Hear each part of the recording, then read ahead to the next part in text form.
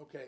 The question was about the ownership of the land Yeah, and that the city has. I know there was a brief dispute between the city of Vandalia and the city of Dayton, where Vandalia actually tried to annex the airport into the city of Vandalia, and I know there was case law and state law that came out of that annexation law. Basically, what it said is that the airport, the city of Dayton, would own all of the airport. I think it's 2,200 acres.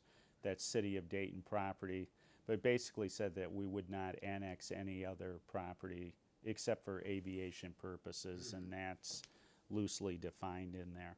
So I know it, this is unique to have incorporated property like this that isn't contiguous to the municipality that owns it. Probably won't find this situation too many other examples of it.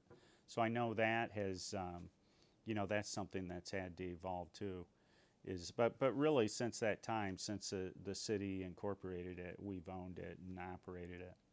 And do you feel that the neighboring communities are partners in what goes on here? Yeah, I think more. I mean, I think that really how well the partnership works depends on who sits in this seat Sure. at the airport. I mean, if I'm have gone out of my way, I think, really to work with the communities that butt up to the airport, including Miami County, because they are on the whole northern end of the airport.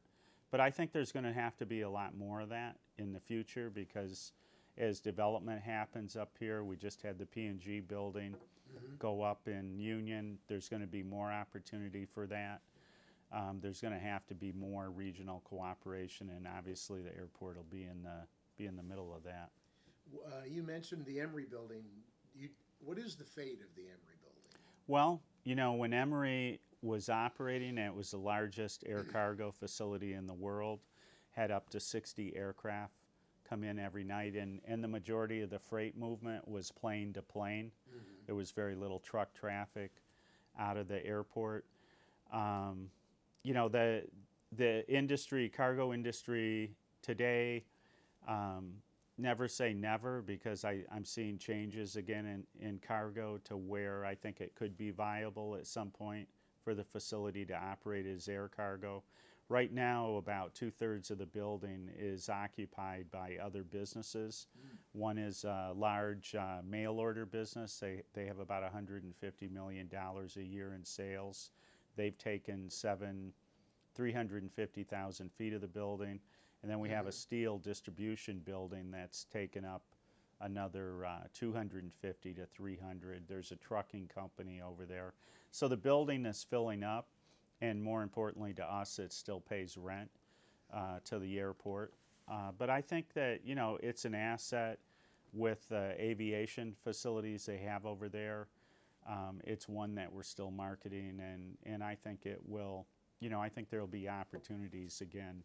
Is there any air cargo traffic at all that operates None. out of there now? No. So the ramp is closed. Right. The air cargo we have today is FedEx, Federal Express, and then we do move a lot of belly freight, freight that goes on commercial airlines in and out of here that Wright Brothers Aero is managing for a couple of big companies.